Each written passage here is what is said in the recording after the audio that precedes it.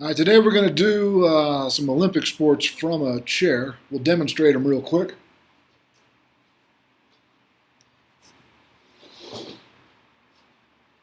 First, we're going to mix around, but we have long jump, which is here, and then both feet up and kick them in the air and then land, okay?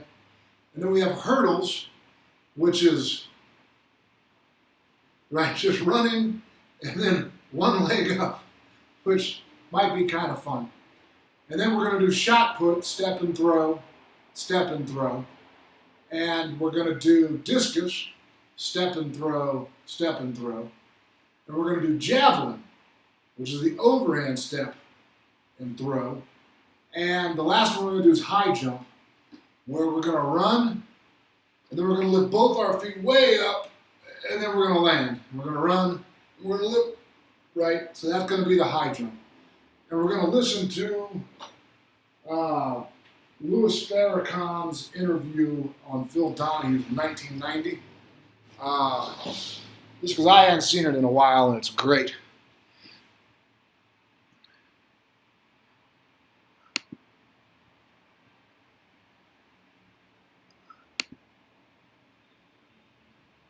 Louis Farrakhan in his second visit to our program, and you should also know that he has asked for and we have consented to a couple of things. One, there are approximately 25 brothers and sisters from the Nation of Islam whom you've asked to be in our audience, and we were pleased to oblige. You also asked us for an opportunity to give a 2-minute statement here at the beginning of our program. And like the magnanimous person that you've always known me to be, we should say this, that we do you no favors, Minister Farrakhan. You're entitled to these airwaves. They belong to the people.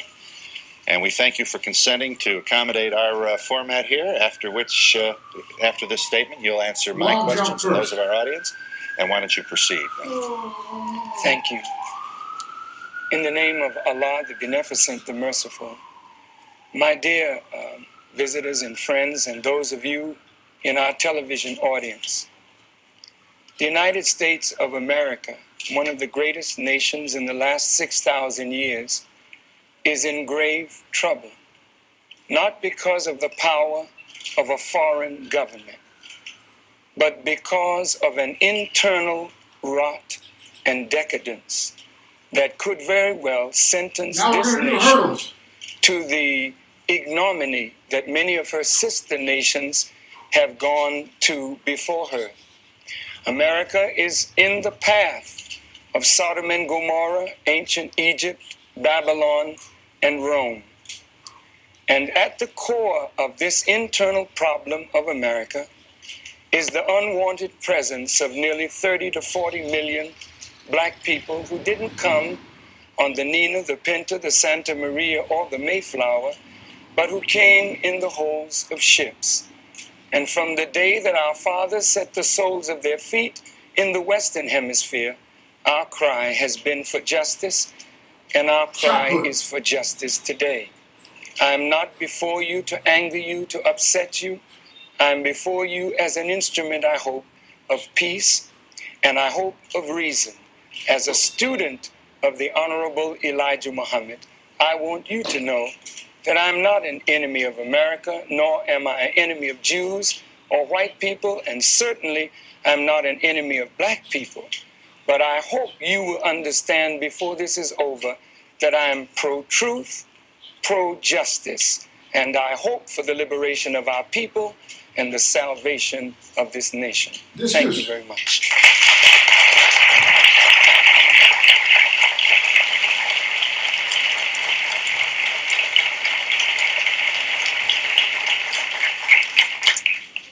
Well, now, that's a hallmark card of an opening statement, if I may say. To be compared, if we might, just for the moment, Brian, if you're ready, let's take a look at Minister Farrakhan addressing the African American Summit meeting in New Orleans. Here you are telling what you believe with just a bit more energy than you opened the Donahue show. Here's what you said to a predominantly black audience in New Orleans. Why should our people have to subsist on charity or live in poor houses when we built the country for you, fought, bled, and died to maintain the country for you? You ask us to pay taxes like everybody else. Wait a minute, we don't get justice. We give you our tax dollar to support a police department that doesn't respect us. We give you our tax dollar to support education that does not educate us properly. We give you our tax dollars. You spend $4 billion each year on Israel to maintain Israel in a welfare position. You send billions of dollars. You rebuilt Germany. You rebuilt Japan. Here we are, fought, bled, and died, made you what you are. What are you willing to come on down with to help the black man rebuild himself? Javelin.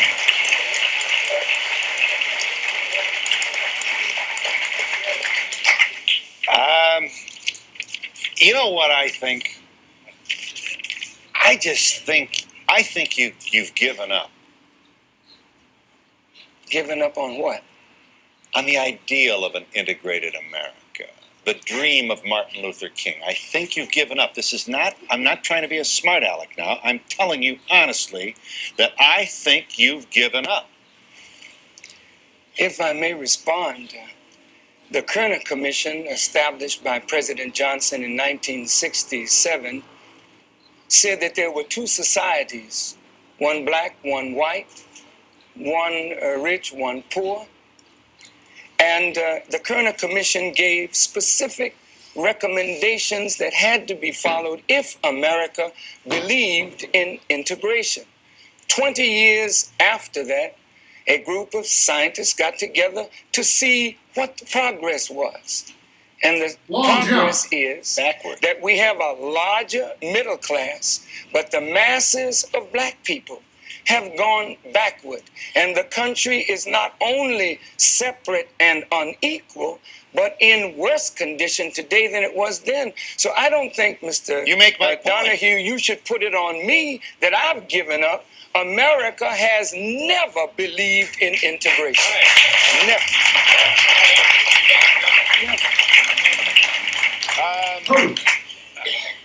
Mr. Farrakhan, I can't really stand up and jump up and down and say, shame on you for this feeling. I truly can't. The evidence is overwhelming. Overwhelming. 1 in 4 black males either in jail or under the tutelage of the prison system. And so I'm here to say that it hurts me to think about this, but I think I have a responsibility to understand how a lot of smart people would get to this place. America is not interested in integration.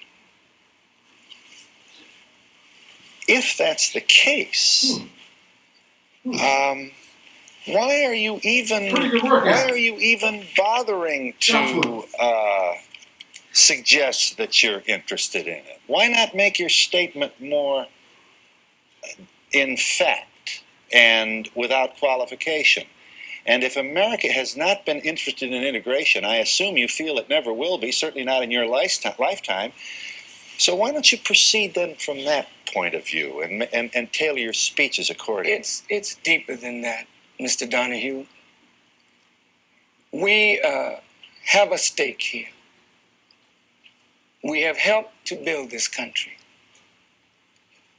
When the Civil War broke out, supposedly, Mr. Lincoln wanted to free the slaves, but according to his own words, he really didn't care whether America had slaves or not. He really wanted to save the Union.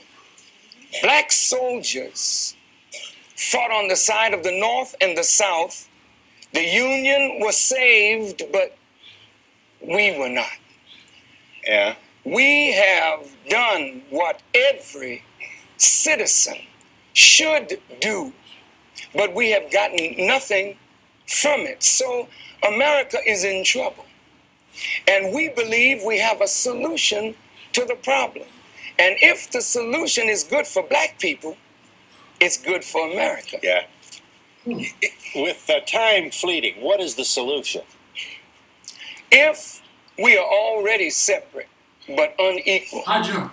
And there is not the will on the part of the United States government, nor is there a national will to reconcile the differences between black and white. If you don't believe there is. No, I don't. All right. Well, I really don't. Okay, let's not qualify it then. But when I say if, I'm speaking now for those who might think there is that possibility. Why mollify them?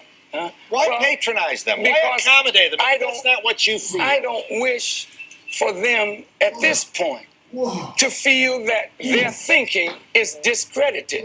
But if in the course of this discourse and in the face of the overwhelming evidence Javelin.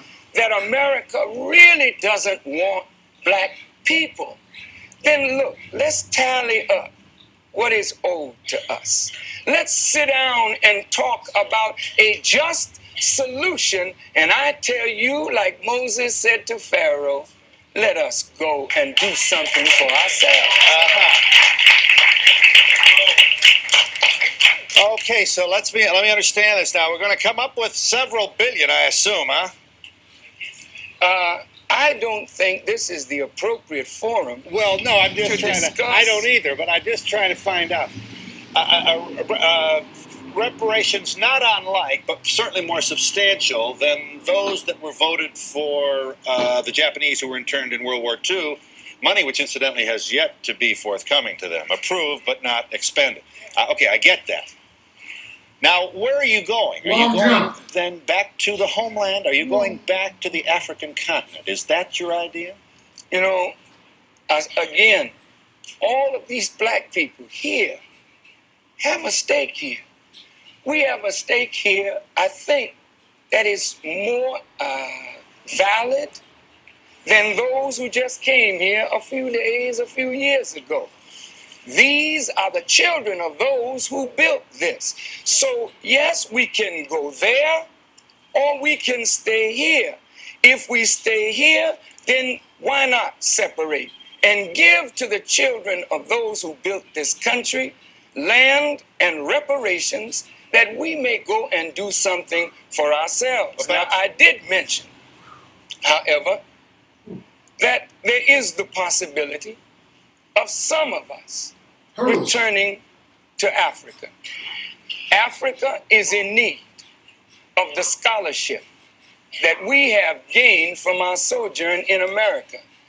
And just as England let go some of her convicts who had no hope, languishing in prisons, to help build this, and just as Britain let go of her convicts to build Australia and New Zealand, we have 609,000 black young men behind prison bars with no hope at all.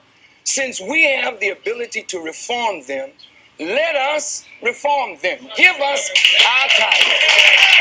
Look, wait, just 1 minute. Since Africa had a part in our coming here, for it was some African brothers of ours who helped to sell us. And there were some Arabs who had a part in it. There were some Jews who had a part in it.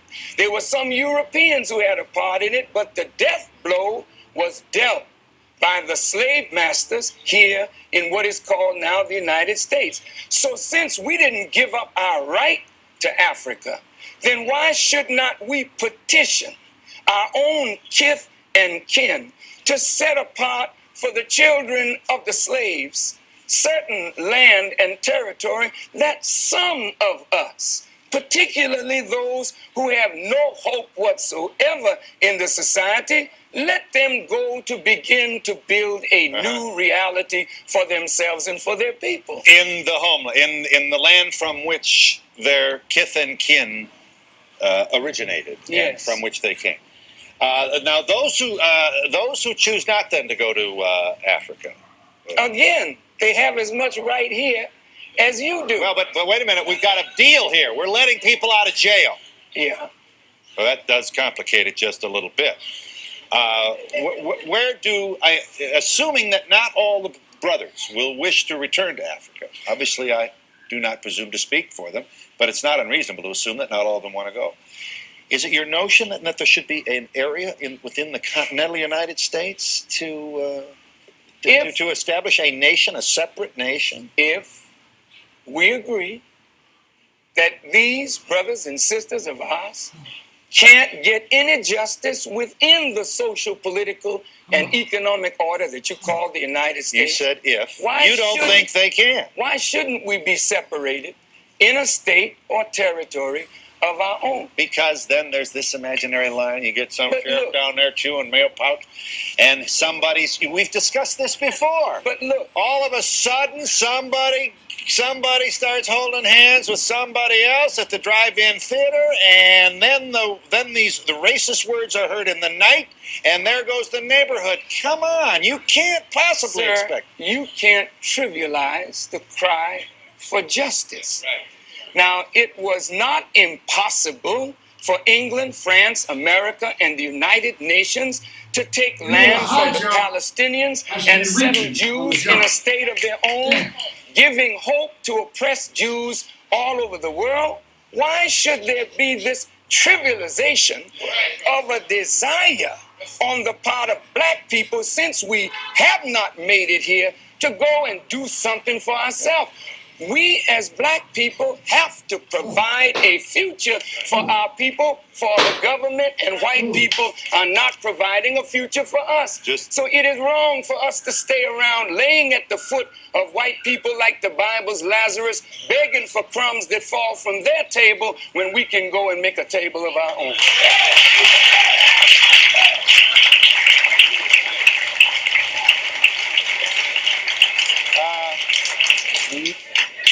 Minister Farrakhan, when you suggest, I'll just take a minute here. When you suggest that I trivialize your proposal, you speak to an attitude that I didn't present, far from trivializing it. I am merely asking you to consider the consequences of an isolated island of African Americans within the community that we now call the United States of America. And you use the state of Israel to support your notion and its practical possibilities. And yet you feel that Israel was immoral and unfair to Palestinians in its declaration of statehood in 1948. But you had the will to take land from Palestinians. We have a more natural right to land in Africa or land here than the Jews had to Palestine. Okay. And if you could do that for them, sir, with all due respect, why is it so silly to think that we now should be some isolated ghetto? We can be isolated in the ghetto, but we can't be together in unity. I didn't say building that. a nation. No, you didn't say that, but I'm saying it. You think that we're going off into some isolation. Well, where will it be? Where will it be? You want? Well, that's something we have to discuss. Yeah. We have to negotiate that. Yeah.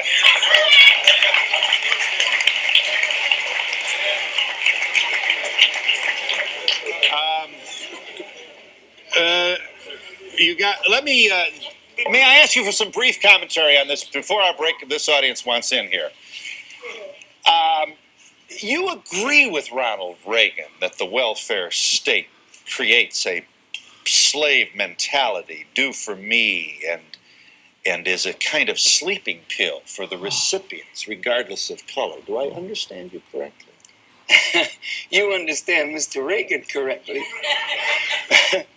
But a welfare mentality was created when my fathers and mothers were made slaves and robbed of the knowledge of themselves and dependent totally on a slave master for food, clothing, and shelter. So that when we were so-called set free by the 13th Amendment, we didn't have the mentality of a free people to go and do for ourselves. So we turned right back around and volunteered our services for not free labor, but so close to free labor. So now Mr. Reagan says we don't want welfare because it leads to dependence. We already have been made dependents, but he uses that as an excuse to cut back on what he was already giving to the people and then never providing the safety net that he said he would put under those that he cut off. That is injustice, and it only compounds the evil. In your interview with the Washington Post, you said, among other things, some Jews, and they shared with their readers the entire transcript, everything you said. No. No, Oh, they no. edited it? Oh, yes. Oh, well. But I can't say that these are not my words. And No, I thank the Post for what they did. Over a full But page. my interview would have been probably 6 pages. Okay. Some Jews have been, you say, some Jews have been responsible for characterizing black people as clowns and buffoons, using the movie industry to get that message over. This is a dialogue you're having. You say you on an island with Brock Peters. He's shooting a movie and a Jewish producer. I don't. Did he tell you he was Jewish, or did you just? Oh, yes, sir. He just said, "I'm Jewish producer." You make the point. You make the point that he says to you, you know, when we feel some danger, when we feel something, we get together and we essentially create screenwriters. The creative community does things to ensure to set things right. You're suggesting that the guy felt he could manipulate, and you believe he could too. You're coming very close to saying that that Jews control the media. Oh. But I want you to answer me this. Some Jews have been responsible for characterizing black people as clowns and buffoons, using the movie industry to get that message over. What do you think of Eddie Murphy? Oh. Okay.